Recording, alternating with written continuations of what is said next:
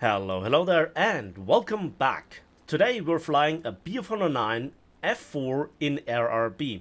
This particular version is the premium reward that you get in the 10th season of the Battle Pass, and it is, as you can see with the skin, the Hungarian battle rating 4.0 rank 3-1 in the Italian tech tree. And I think that's beautiful. We already have some planes, or some Bf-109s rather, in the Italian tech tree. Think about the Bf-109 G14AS and think about the premium Bf-109 G2, which is also with a Hungarian skin. And to be honest, I have to admit something. I haven't played RRB and especially Bf-109s in over half a year. And after playing this, I kind of feel like I have missed out on something. Now, I also am not aware too much about the changes to the MG151-20 and overall the flight performances, if there has been power creep, etc. So it's basically relearning it.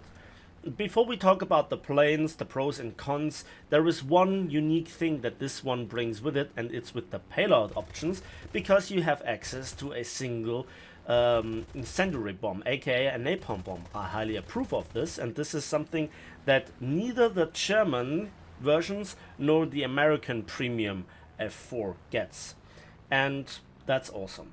You also have a 250 kilogram bomb if you want to blow up some tanks in combined arms or ground forces, for 50 kilograms for a little bit of miniature carpet bombing, and then the gun pods. And I don't use them, whereas I sometimes use them on the G2. Here we have the 15mm MG151s. The reason why I don't use them is because they hinder the performance of the plane significantly, and also they have different ballistics and their damage output just doesn't really sync well with the 20mm.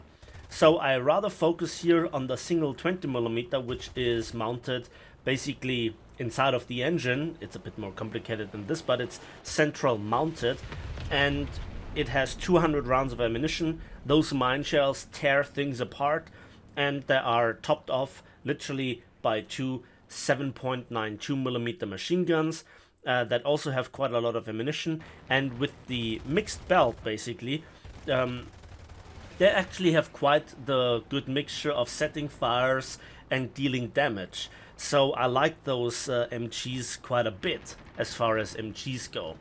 And I think that for my playstyle, or in my experience, they're also better than the 13mm, which I never really liked on planes like the G6, etc. And I have to say something about this plane that is new to me, and that is the severe overheat. Basically, regardless of the map that you're playing, and I mostly got winter maps, a minute after takeoff, the engine is kind of in the red, and you have to then go back to 100%. Meaning that you cannot use the web as I was once used to it, and that is obviously a bit of a problem. On the other hand, the plane seems to have enough power with 100% to still be really high. You don't get to the ridiculous heights of an XP50, but thankfully the XP50 pilots are all morons, throwing away their huge advantage. So that overheat is kind of a bit of a problem, but it's kind of controllable. I don't use mech here because it's just fiddling around too much, but it would be kind of possible. The next thing is that I had overall in the 8 battles that I played a 75% win rate, 4 deaths and 14 kills. That's not amazing unless you realize that I haven't played RRB in quite a while, so I'm not like somebody that has the latest and greatest experience. That's not an excuse, that's just my experience yesterday late game playing for the 12 hours that I had this plane. Because it was the test drive. So that means for the results that you see, the silver line part, you have to effectively double it. I don't think that this is a great marketing thing for Gaijin to, not give the premium bonus for test drives, because a lot of people don't know this, and then they think, oh my god, the plane has such a terrible reward, I don't want to get it. That's, I don't think, a lost chance for Gaijin, and it's been like this for, well, I think always, or a very long time at least, and this should be changed. So, how to play this plane, how to use it? Well, first of all, you can kind of also use it in combined arms or ground forces, but I play fighters in air RB, like in the good old days. And sometimes I'm making a little bit of a dog's dinner out of my attack runs here. That was a stupid mistake, getting to the B-17 like this. But once you get over the stupid part, let's focus on the precision and the punching power of this 20mm. So we aim for the wing, and now we have some clean shots, and we saw the wing off right like this.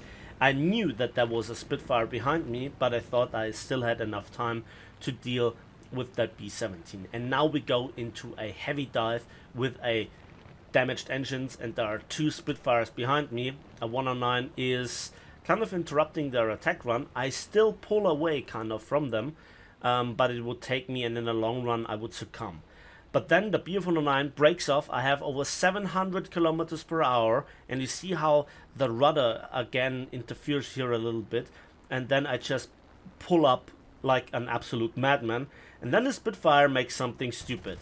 It turns in front of my 20mm, and one hit is all that it takes. If I would not have brought home that kill, I would have died right there.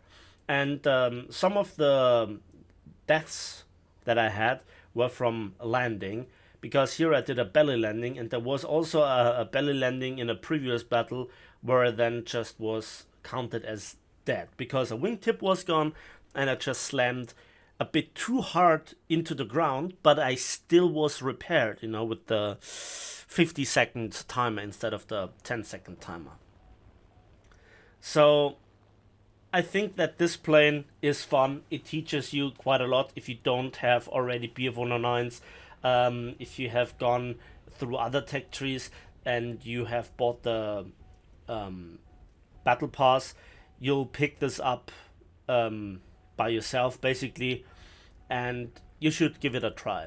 It's by itself a plane that doesn't like turn fighting. It's not as bad as a Focke-Wulf in that aspect, but it's a little bit more like an energy fighter. I wouldn't say that's the same kind of fighter as a P-47. Funnily enough, I have a smoother control feeling with a P-47, which is a much heavier aircraft. But the thing is, when you get kills like this, when you just dominate the enemy, it's where it just has it where it needs, and it's immensely fun. And might I add that this plane is looking very good. There is something about Bf-109s that I can't get over with even after all those years. Those planes are sexy, those planes look good, and they are powerful. They are not really awesome in every aspect. For instance, when I look at planes like the G55S, the old Italian premium, which has battle rating of 5.0, that has better maneuverability in my opinion. It also is kind of the same level of engine power, but it has 3 MG151s, 1 in the nose, 2 in the wings, so you can take on everything. And while the kill on that P-38 looked impressive, the thing was that when you get those hits home, it's deeply satisfying. But when you have just a split second to pull off a trigger pull, when you just have the split second to get your nose on target in a turn fight, whatever, you just want to bring in the hits. And maybe you just hit the enemy in the wing with the incendiary round, which does happen quite a bit, or it flies through your shells. That's really annoying, and very often then you not just miss out on the kill, but then you are in a really bad situation where this plane is not that great to get out of. There are all the experts out there saying, yeah, you shouldn't get into that situation in the first place. But here is one thing about AirRB in War Thunder. It's a mess. And you cannot always dictate the initial combat situations, especially when then sometimes you're facing also the German teams. And I think that this is not good, right? I don't think that a plane should be or is really good when it gets itself out of sticky situations. And let's have a look at this kill because I think it's beautiful. So I'm coming from the very top. I don't think that they know that I'm here, and I'm shutting down my engine, and now I'm gliding in while in a dive on this key 100, and he has no idea that I'm coming. There is no sound up until his plane explodes. And can I do it with the second one as well? The answer is not quite. So the two disadvantages are that sometimes the 120mm is not enough, and the gun pod upgrades, so to speak, they just don't really cut it. And the next thing is that you have the engine overheat problem, and that you can't really turn that well. So this plane has its limits, but overall I think it's still immensely fun, and for some good reasons really popular. And sometimes I also like to play with my food. So there are pros and cons, but at the end of the day it's a fantastic Bf-109, and you really should give it a go. I was in the past really critical with 109s. There is the infamous rant that I had with the Italian G2 where I stated that it's bad. That was obviously a statement that by itself is not correct. That the premium as an option is a bad deal for you because it's copy paste, it's lazy, and it has absolutely, in my opinion, no relevance versus the G55S. That was back in the days the statement that I tried to bring over. It was badly communicated on my behalf, and at the end of the day, what I really dislike about Bf-109s is the wobble with the rudder.